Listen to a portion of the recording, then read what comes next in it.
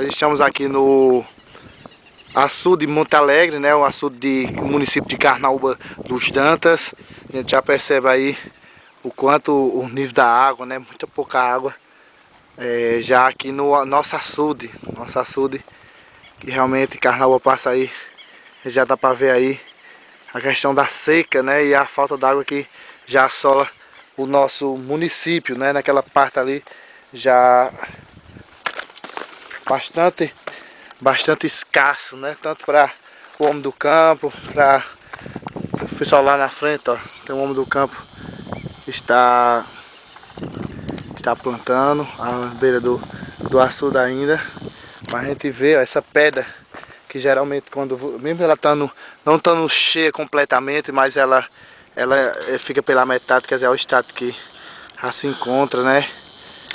Os animais ali, ó, já tem também os gados, né? As vacas pastando já na beira do açude de Monte Alegre. Essas pedras que são todas cobertas pela água. Lá na frente é o sangrador, né?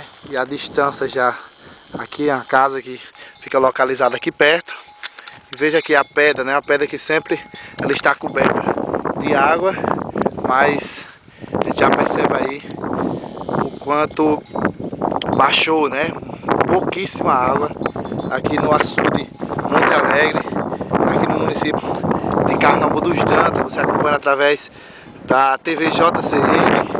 Essa aqui que esteve aqui perto para mostrar a vocês já o estado de calamidade que já entra também o município de Carnaúba dos Dantas.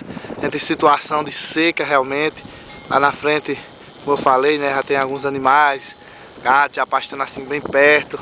A seca nesse momento aqui, né, e realmente pouquíssima água. Quem vem aqui já percebe o quanto tem pouca água no açude de Monte Alegre. O açude de Monte Alegre, nome aqui do açude do governo, que é mais conhecido, o açude aqui da cidade de Carnaúba dos Dantas. E a gente mostrando aqui um pouco para você. Lá na frente, né, já tem a passagem que dá acesso, como vocês estão vendo aí agora.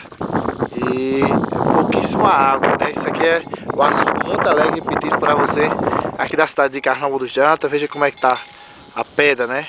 A pedra que geralmente fica toda coberta, ela já está, dá para ver ela quase toda, né? Já dá para ver quase toda a pedra.